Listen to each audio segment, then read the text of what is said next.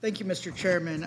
Before I get started, I just want to say to Angelenos, I represent Los Angeles, I'm committed to securing whatever resources necessary to fight these fires, but also help people rebuild their lives. I know it's going to be a long road ahead.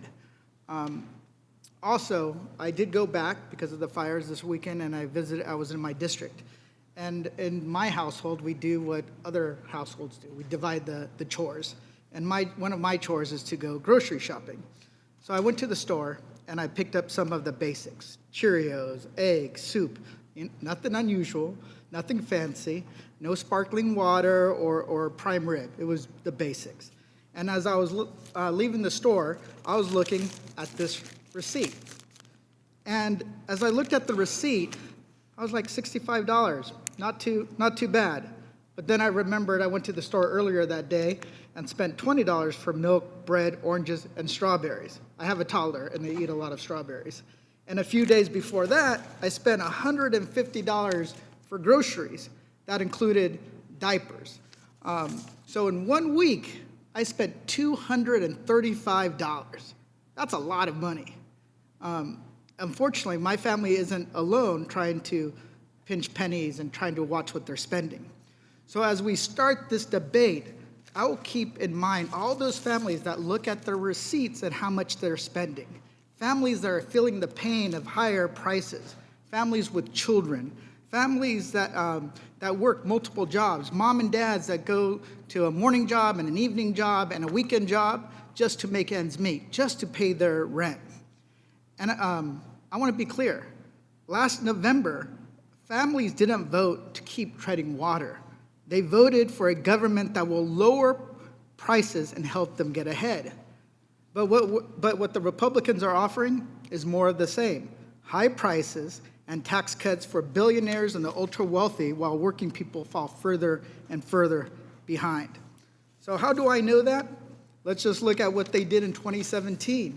In 2017, Republicans had a choice, and they chose to give permanent tax cuts to corporations and gave temporary tax cuts to families and individuals. And if that wasn't true, then we wouldn't even be having this hearing today. The benefits of the last great tax bill, as the Republicans claim, went to the top income earners. The top 0.1% got a $250,000 tax cut, while working people got around $500 to $600 per year. Mr. Duke, will extending the Republican tax plan, or the TCJA, do anything to lower costs? No. No. So to my Republican colleagues, let's write a truly bipartisan bill that actually makes America affordable. Let's work to lower the cost of housing by cutting red tape and incentivizing building across the country. Let's lower the cost of childcare by investing in the workforce and the small business entrepreneurs that provide that care. Let's lower the cost of groceries by preventing monopolies from squeezing out the little guy. I know Republicans often say that we don't have the money for these sorts of investments. But Mr. Duke, let me ask you this. If we made Elon Musk, Mark Zuckerberg, the ultra-wealthy and the big corporations, and all their billionaires pay their fair share in taxes, do you think we could afford these things that I just mentioned? Absolutely. The Biden budget contained a minimum tax on billionaires, as well as reforms to how we tax capital gains for the highest income Americans. It raised trillions of dollars. So I'd like to also point out that people talk about the establishment in D.C.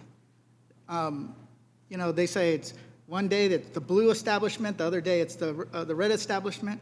See, I don't think there's a blue establishment or red establishment in D.C. I think it's the new green billionaire establishment. And it is our job to push back against those individuals that want to pass a tax structure that benefits themselves at the expense of the working class. Mr. Chairman, I have a question for you. Yeah, that's kind of unusual, but go ahead, Mr. Gomez. Well, this is an unusual time. Let's say we actually get together in a room and negotiate a bipartisan tax plan that benefits the working people, invests in what we want.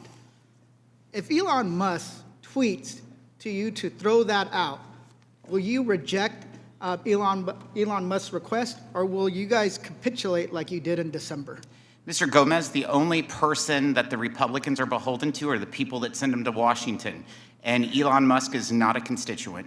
Okay, well, see, call me skeptical, but what I saw in December was dastardly. So if you guys are wanting to negotiate a real bipartisan tax plan, let's do it, and let's get something that helps lower costs for the American people. With that, I yield back.